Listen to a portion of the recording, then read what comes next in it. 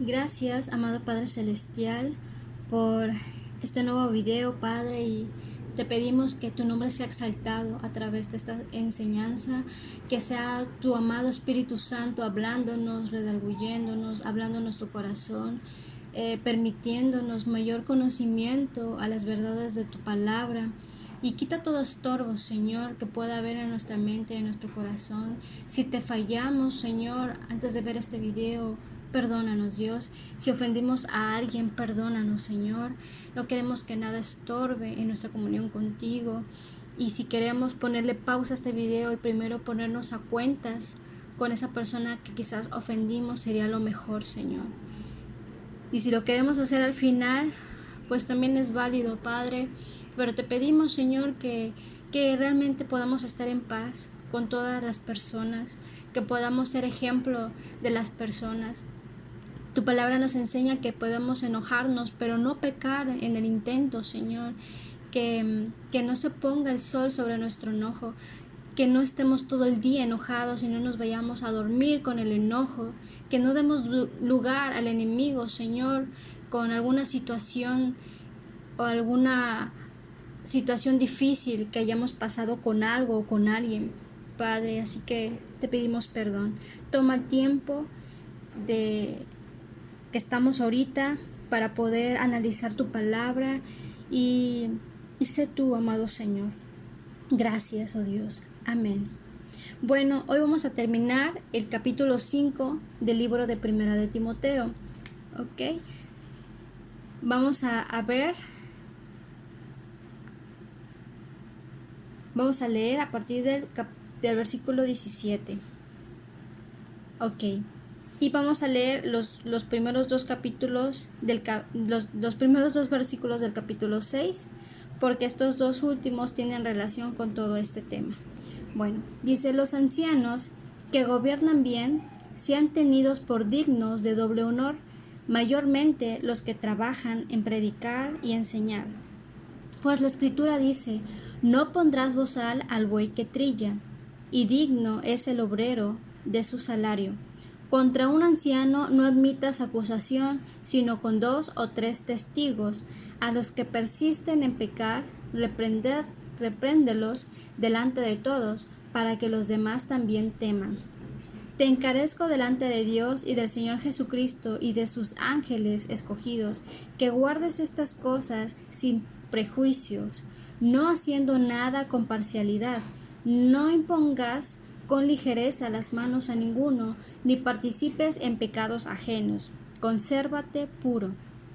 Ya no bebas agua, sino usa de un poco de vino por causa de tu estómago y de tus frecuentes enfermedades. Los pecados de algunos hombres que se hacen patentes antes que ellos vengan a juicio, mas otros se les descubren después. Asimismo, se hacen manifiestas las buenas obras y las que son de otra manera. No pueden permanecer ocultas. Todos los que están bajo el yugo de esclavitud tengan a sus amos por dignos de todo honor, para que no sea blasfemado el nombre de Dios y la doctrina, y los que tienen amos creyentes no los tengan en menos por ser hermanos, sino sírvanles mejor, por cuanto son creyentes y amados los que se benefician de su buen servicio. Esto enseña y exhorta. Bueno, aquí Pablo continúa dándole consejos a Timoteo. El título inicial de este capítulo 5 son los deberes hacia los demás. Del 1 al 16 hablaba sobre las viudas. Y ahora vamos a hablar un poco más sobre los ancianos o los obispos. Sabemos que los obispos son los cuidadores del rebaño del Señor, y eso lo pueden ustedes leer en Hechos capítulo 20 versículo 17 y en Lucas capítulo 12 versículo 32. Sí, entonces los ancianos y los obispos son los mismos.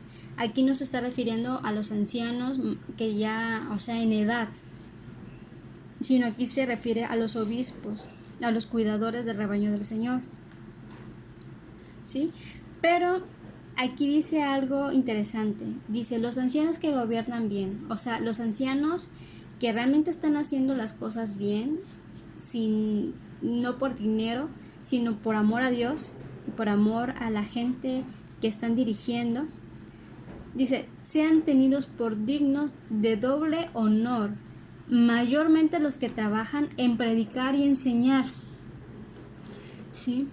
Entonces, predicar, la palabra predicar viene del griego keruso, que significa proclamar, hacer notorio en voz alta algo para que llegue al conocimiento de todos.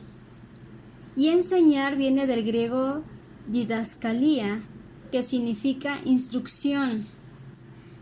La enseñanza te amplía y te desglosa o explica más detalladamente lo escuchado y lo que has retenido mediante al oír atentamente, ya sea una predicación, una conversación o algo que hayas visto.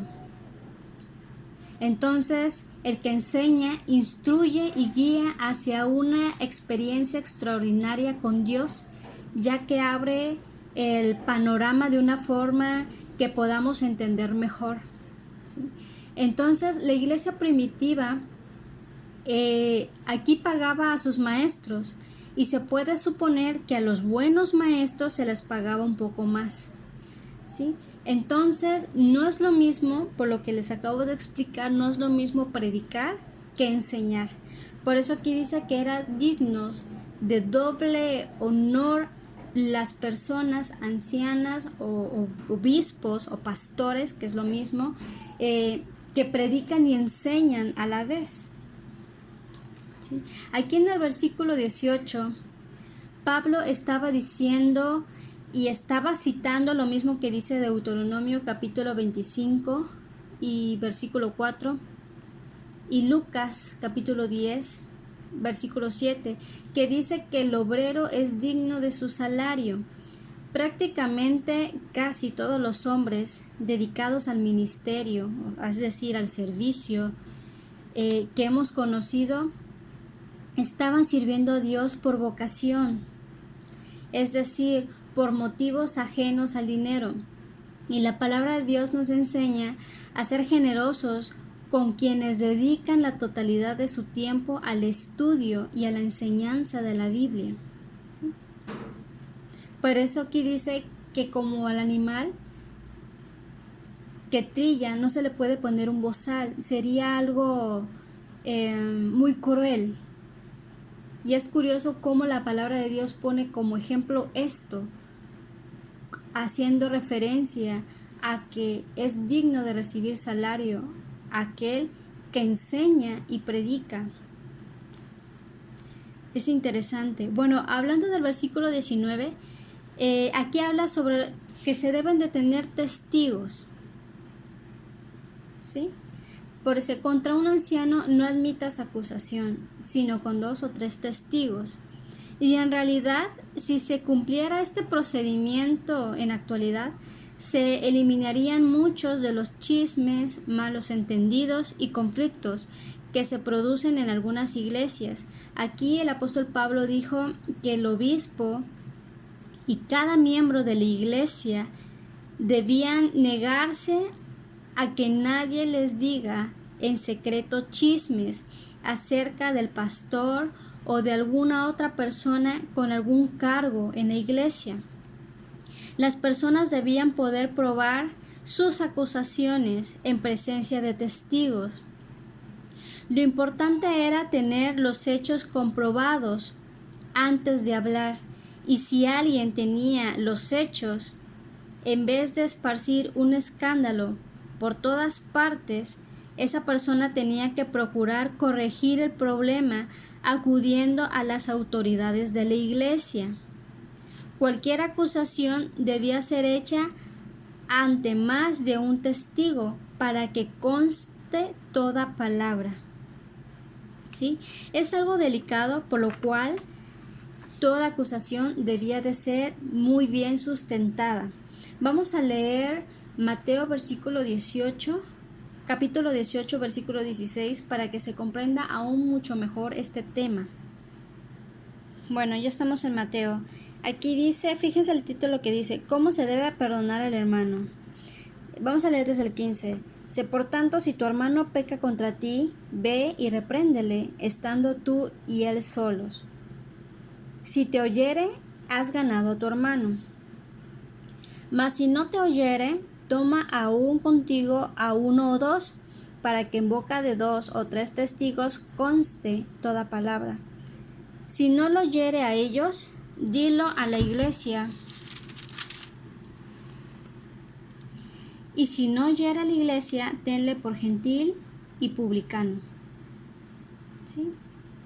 O sea, en pocas palabras, tenlo por pecador. Bueno, aquí no está haciendo referencia explícita a los obispos, pero aquí habla de una manera generalizada. Habla de tu hermano y pues el obispo también es nuestro hermano, aunque tenga un cargo de enseñar y de predicarnos. Pero aquí dice que primero intenta arreglar la situación con la persona que te agravió. Porque dice, si tu hermano peca contra ti, o sea, ni siquiera dice que tú vayas a... No habla sobre la contraparte, ¿no? De que tú vayas porque le ofendiste a esa persona. Si dice, si tu hermano peca contra ti, repréndele. Oye, ¿sabes qué? Me ofendiste, lo que dijiste de mí, o esto no me gustó. Y dice, si te oye, has ganado a tu hermano. ¿Por qué? Porque habrán hecho las paces. Dice, pero si no te oye, entonces toma aún contigo a 1 o 2 personas, para que en boca de 2 o 3 testigos conste toda palabra. ¿Sí? O sea, para que haya una evidencia. Y dice, y si no lo oyere a ellos, dilo a la iglesia. Y si no oyere a la iglesia, quiere decir que la iglesia iba a dar consejo públicamente a esta persona. Si no escucha a la iglesia, entonces tenle por gentil y publicano, o sea, como una persona que realmente pues no le interesa, ¿no? Ya hay ahí otra situación. Bueno, hablando aquí del versículo 20, que es parte de lo que va a aclarar esto que acabamos de leer en Mateo, dice, a los que persisten en pecar, o sea, los gentiles y publicanos, a los que persisten en pecar, repréndelos delante de todos, para que los demás también teman. ¿Sí? Entonces, si un cargo de la iglesia ha pecado y los hechos son conocidos, debe ser reprendido y reconciliado también, para que madure y durante este tiempo muestre si en realidad tiene un verdadero arrepentimiento por su mal proceder. También surge la pregunta sobre si esto debe hacerse público. Y este versículo especifica que esto es si persiste en pecar, lo cual indica que no le interesa dañar y mucho menos llevar una vida grata, piadosa delante de Dios. ¿Ok? Entonces, también muchas iglesias optan en cuando uno de sus miembros peca y su pecado no concierne a la congregación, nunca lo anuncian o nunca lo hacen público. ¿Sí? Sin embargo, cuando un líder de la iglesia o un cargo de la iglesia peca y ha perjudicado a la iglesia, entonces se puede dar nombres y se puede hacer público. Y es más, hasta se puede dar una expulsión dentro de la congregación. Y esto cuando la persona insiste en su proceder incorrecto. Entonces estamos hablando de aquí como decía Mateo capítulo 10, que ya es una persona gentil y publicana, es decir, una persona que se deleita en su maldad, no tiene una conciencia y no le interesa tener una conciencia limpia, íntegra delante de Dios. Entonces, se puede hacer mucho daño a una iglesia por el pecado en la vida de sus líderes, y esta fue la manera en que el apóstol Pablo dijo que se debía de tratar este tipo de problemas. Vamos a leer Romanos capítulo 16, versículo 17 y 18. Bueno, dice, mas os ruego, hermanos, que os fijéis de los que causan divisiones y tropiezos en contra de la doctrina que vosotros habéis aprendido, y que os apartéis de ellos, porque tales personas no sirven a nuestro Señor Jesucristo, sino a sus propios vientres, y con suaves palabras y lisonjas engañan los corazones de los ingenuos. Recordemos que ya hemos leído, ya hemos tenido la enseñanza de la apostasía y de aquellos que están dentro de las iglesias como miembros, pero que no son realmente trigo, sino que son cizaña. Recordemos que incluso Jesucristo en su parábola dijo que el trigo y la cizaña crecen juntos. Y sin embargo, no se quita la cizaña, porque al arrancar la cizaña también se llevaría parte de trigo. Entonces, por eso dice que debemos estar al pendientes de los que causan divisiones y tropiezos, y que debíamos alejarnos de ellos, ¿sí? Porque evidentemente no sirven a nuestro Señor, sino que sirven a su propio pecado, a su propia carne. ¿Okay? Regresando a nuestra lectura inicial en el versículo 21, aquí Timoteo tenía que tratar a todas las personas de la misma manera. Por eso dice, te encarezco delante de Dios y del Señor Jesucristo. O sea, te encargo delante de Dios, delante de Jesús, delante de sus ángeles escogidos, que guardes estas cosas sin prejuicios, no haciendo nada con parcialidad, ¿sí? Entonces, en una iglesia podía haber personas con diversos grados también de amistad con el pastor. Entonces el pastor podría verse en una situación embarazosa. Por ejemplo, si uno de sus amigos resultara culpable de algún pecado que involucrara a la iglesia, y el pastor o el obispo debiera ejercer su disciplina con él. Por ello, el apóstol Pablo aconseja aquí que el pastor u obispo no debe dejarse llevar ni por prejuicios ni por favoritismos, demostrando parcialidad. Entonces, también el apóstol Santiago dijo lo mismo en su carta. En el capítulo 2, les recomiendo que lean todo el capítulo 2 del libro de Santiago, el cual explica sobre la parcialidad. Entonces, por eso le decía a Timoteo, te encarezco, que prestes atención y que todos sean corregidos, sean quien sea, sin favoritismo. Ahora, en el versículo 22 dice, no impongas con ligereza las manos a ninguno. ¿Sí? Aquí leemos sobre la imposición de manos. Anteriormente vimos que los cargos debían ser instalados en sus funciones por la imposición de manos. Esta era la manera pública en que se les bendecía a los nuevos cargos. Vamos a leer Hechos 6:6. Aquí en Hechos 6:6 regresamos al tema de cuando las viudas estaban desatendiendo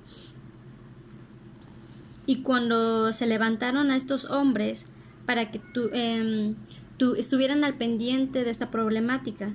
Dice, a los cuales presentaron ante los apóstoles, quienes orando les impusieron las manos. O sea, quiere decir que buscaron a estos 7 varones de buen testimonio y oraron por ellos y les impusieron las manos como señal de indicar de que ellos iban a ser los encargados de este servicio. Vamos a leer primera de Timoteo, capítulo 4, versículo 14. Y en este otro ejemplo vamos a ver en cuanto al don que tenía Timoteo. Dice, no descuides el don que hay en ti, que te fue dado mediante profecía con la imposición de las manos del presbiterio. ¿Sí? Entonces, la imposición de manos también indica una identificación y un compañerismo en el ministerio, ¿sí? Y una manera pública en el que se les bendecía, orando, imponiéndoles las manos, que se les bendecía para el nuevo cargo que iba a ejercer esa persona. Por eso aquí le está diciendo a Timoteo, no impongas con ligereza las manos a ninguno, ¿sí? Que no debía colocar a una persona en algún cargo de manera a la ligera, sin primero ver qué clase de persona era, si cumplía, si tenía buen testimonio, si tenía buenos frutos, y más en el caso de alguien que se haya convertido recientemente, el cual necesita primero crecimiento espiritual para posteriormente tomar un cargo dentro de la iglesia. Entonces, al caer en una ligereza, se puede elevar a un creyente joven a la posición de un maestro antes que éste esté completamente afirmado en la palabra de Dios. Y esto es un peligro, eso es algo que puede traer consecuencias negativas, haciendo que su enseñanza sea superficial y poco consistente. Y la iglesia debe ser un lugar de instrucción donde la palabra de Dios sea enseñada y los hombres y las mujeres sean edificadas en la fe. Y más que en la zona de Éfeso había muchos jóvenes convertidos y ellos necesitaban enseñanza, una verdadera enseñanza. Y para el joven Timoteo, era un asunto serio elegir los maestros y nombrarlos, imponiéndoles las manos para poderlos bendecir, para así poder enseñar la palabra de Dios. Aquí también cuando habla sobre los pecados ajenos, aquí mismo en el versículo 22 dice, ni participes en pecados ajenos. Aquí no debía comprometerse con nadie, ni ser cómplice en el pecado de otro. Timoteo tenía que asegurarse que los maestros estaban basados en la palabra de Dios. ¿Sí? No podía ser cómplice. Aquí en el versículo 23 dice, ya no bebas agua. Bueno, aquí el apóstol Pablo continuó con un consejo diferente. Como vemos aquí, le estaba recomendando que bebiera el vino como medicina. Es posible que las tensiones del ministerio le estaban afectando quizás su sistema digestivo, o quizás como también andaba de viaje en viaje, quizás su alimentación no era muy saludable, ¿sí? Y por lo tanto se enfermaba constantemente.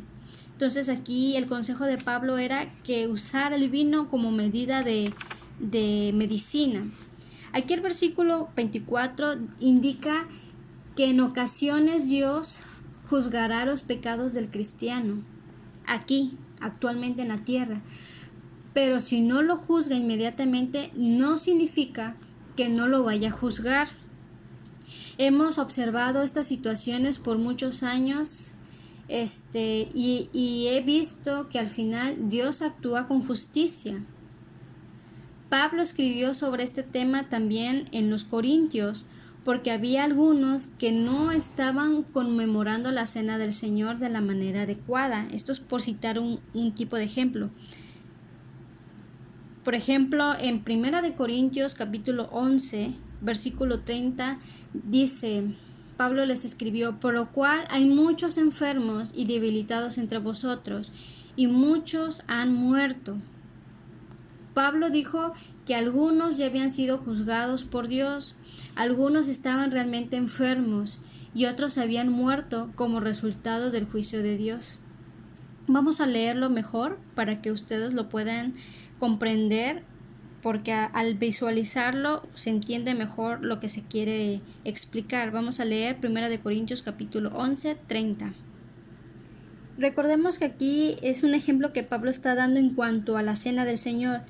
Vamos a leer desde el 29. Dice, porque el que come y bebe indignamente, sin discernir el cuerpo del Señor, o sea, sin comprender realmente la importancia de lo que estás haciendo, dice, juicio come y bebe para sí, por lo cual hay muchos enfermos y debilitados entre vosotros y muchos duermen.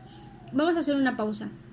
Entonces, al participar de la cena del Señor en pecado, al participar de esta cena sin darle realmente la importancia y tomarlo sin el entendimiento de lo que implica, Por eso dice, sin discernir el cuerpo del Señor, juicio come y bebe para sí. Y al hacer esto, no tan solamente es un juicio, sino que causa alguna enfermedad, algún tipo de estrago en el físico de la persona. ¿Sí? Por eso dice, muchos están enfermos, debilitados entre ustedes, y muchos duermen, o sea, y muchos ya murieron, ¿sí? Por causa de la enfermedad. Si pues nos examinamos a nosotros mismos, no seríamos juzgados. ¿Sí? En ese versículo 31, cuando un cristiano peca, puede juzgarse a sí mismo, es decir, puede rectificar su error, puede recapacitar y decir qué estoy haciendo, ¿no? Y tratar de enmendar el error que cometió. ¿Sí? No es tan solamente reconocer su pecado, sino que rectificar sobre el daño, apartarse de ese pecado y tratar de solucionar el daño que pudo haber provocado con su mal acto. ¿Sí?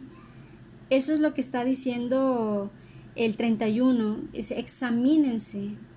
Si nos examináramos a nosotros mismos, no seríamos juzgados. ¿Por qué? Porque al examinarnos, al pedir perdón y reconciliarnos con la persona que pudimos haber ofendido, pues eso nos pondría en paz con el Señor. Por eso dice, no seríamos juzgados. Ese pecado se nos quitaría de en medio. Pero el 32 dice, mas siendo juzgados, somos castigados por el Señor para que no seamos condenados con el mundo. ¿Sí? Somos castigados por el Señor. O sea, quiere decir que evidentemente nuestros actos van a tener una consecuencia, ¿sí? Pero no habla de un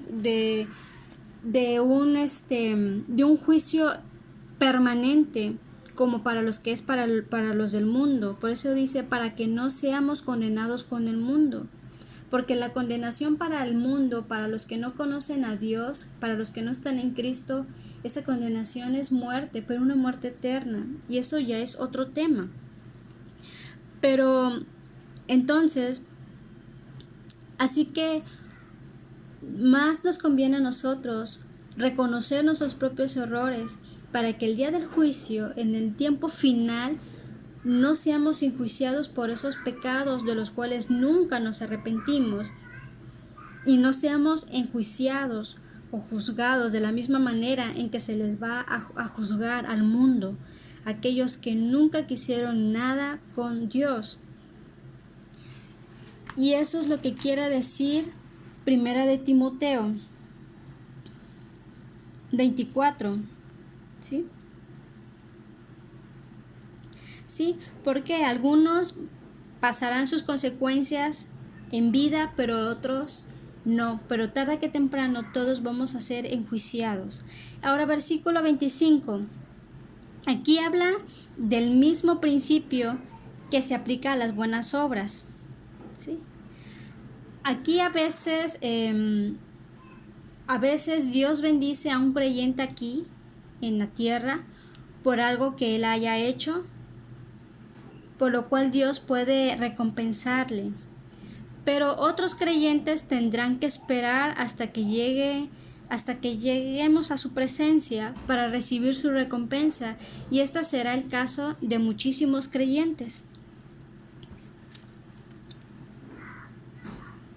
Ahora, y en cuanto al versículo 1 y 2, ya en este capítulo 6 concluye el tema de los deberes de los cargos de la iglesia. Aquí en el versículo 1 se comienza hablando de los siervos y aquí habla sobre el yugo de esclavitud. Este yugo de esclavitud no es más que una manera de visualizar o de explicar los que están bajo la autoridad de un jefe. Por eso dice, los que están bajo el yugo de esclavitud tengan a sus amos por dignos de todo honor, para que no sea blasfemado el nombre de Dios y la doctrina. Aquí entonces habla de una relación que existe entre la parte laboral y los jefes. El creyente debe trabajar una jornada completa para que quien sea que esté trabajando, ¿sí? O sea, que debemos de ser justos y debemos honrar a nuestros jefes, es lo que está diciendo aquí. Hay personas, desgraciadamente cristianas, creyentes, que abandonan sus tareas dejándolas inconclusas, dando un mal testimonio. Y aquí en el versículo 2 habla de que cuando nuestro jefe es creyente, aquí habla que debe de haber un mayor compromiso. ¿Por qué? Porque nuestro jefe, al igual que nosotros, somos coherederos juntamente con Cristo, por el simple hecho de ser cristiano, igual que nosotros. Por eso dice, sírvanles mejor, por cuanto son creyentes y amados los que se benefician de un buen servicio. Esto enseña y exhorta. ¿Ok? Bueno, pues vamos a orar. Amado Padre Celestial, gracias por tu hermosa palabra, gracias por el consejo que hoy pudimos leer y comprender a través de tu palabra. Señor, si hoy te